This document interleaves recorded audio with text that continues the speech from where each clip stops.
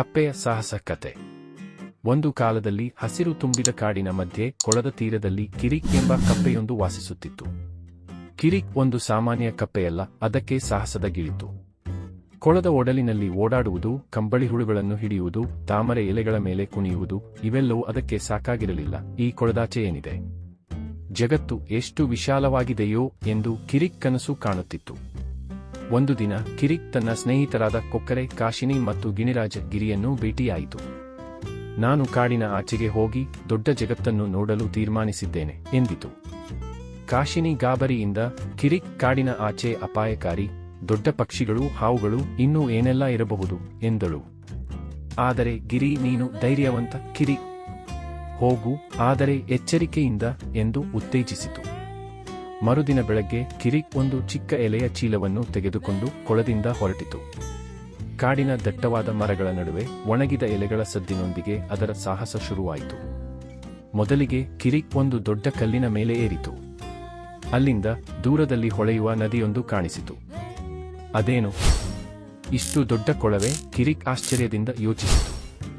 ನದಿಯ ದಡಕ್ಕೆ ತಲುಪಿದ ಕಿರಿಕ್ ಒಂದು ಚಿಕ್ಕ ದೋಣಿಯಂತೆ ತೇಲುವ ಮರದ ಕೊಂಬೆಯನ್ನು ಕಂಡಿತು. ಇದು ನನ್ನ ವಾಹನ ಎಂದು ಕಿರಿಕ್ ಕೊಂಬೆಯ ಮೇಲೆ ಜಿಗಿದಿತು. ಆದರೆ ದಿಢೀರನೆ ಒಂದು ದೊಡ್ಡ ಮೀನು ನೀರಿನಿಂದ ಜಿಗಿಯಿತು. ನೀನು ಯಾರು? ಮೀನು ಕೇಳಿತು. ಕಿರಿಕ್ ಧೈರ್ಯದಿಂದ, ನಾನು ಕಿರಿಕ್, ಸಾಹಸಿಯಾಗಲು ಬಂದಿದ್ದೇನೆ ಎಂದಿತು. ಮೀನು ನಗುತ್ತಾ, ಒಳ್ಳೆಯದು, ಆದರೆ ನದಿಯ ಕೊನೆಯಲ್ಲಿ ಒಂದು ಜಲಪಾತವಿದೆ, ಎಚ್ಚರಿಕೆ ಎಂದಿತು.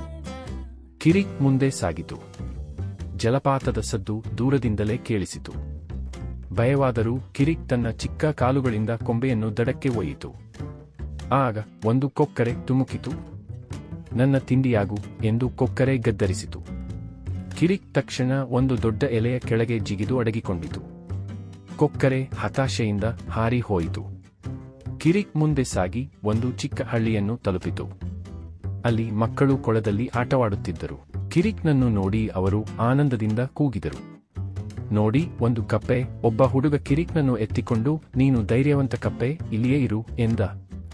ಆದರೆ ಕಿರಿಕ್, ನನ್ನ ಸಾಹಸ ಇನ್ನೂ ಮುಗಿದಿಲ್ಲ ಎಂದು ಜಿಗಿದು ಮತ್ತೆ ಕಾಡಿನತ್ತ ಹೊರಟಿತು. ತಿರುಗಿ ಕೊಳಕ್ಕೆ ಬಂದ ಕಿರಿಕ್ ತನ್ನ ಸ್ನೇಹಿತರಿಗೆ ತನ್ನ ಕಥೆಯನ್ನು ಹೇಳಿತು. ನಾನು ನದಿಯನ್ನು ದಾಟಿದೆ, ಜಲಪಾತವನ್ನು ನೋಡಿದೆ, ಕೊಕ್ಕರೆಯಿಂದ ತಪ್ಪಿಸಿಕೊಂಡೆ, ಮಕ್ಕಳೊಂದಿಗೆ ಆಡಿದೆ ಎಂದಿತು. ಕಾಶಿನಿ ಮತ್ತು ಗಿರಿ ಆಶ್ಚರ್ಯದಿಂದ ಕೇಳಿದರು. ನೀನು ನಿಜವಾದ ಸಾಹಸಿ ಎಂದು ಗಿರಿ ಹೇಳಿತು. ಕಿರಿಕ್ನ ಸಾಹಸ ಕಾಡಿನಾದ್ಯಂತ ಹರಡಿತು. ಕೊಳದ ಎಲ್ಲಾ ಕಪ್ಪೆಗಳು ಅದರ ಕಥೆಯನ್ನು ಕೇಳಿ ತಮ್ಮದೇ ಆದ ಕನಸುಗಳನ್ನು ಕಾಣತೊಡಗಿದವು. ಕಿರಿಕ್ ಮಾತ್ರ ತನ್ನ ಮುಂದಿನ ಸಾಹಸಕ್ಕಾಗಿ ತಾಮರೆ ಎಲೆಯ ಮೇಲೆ ಕುಳಿತು ಯೋಚಿಸುತ್ತಿತ್ತು.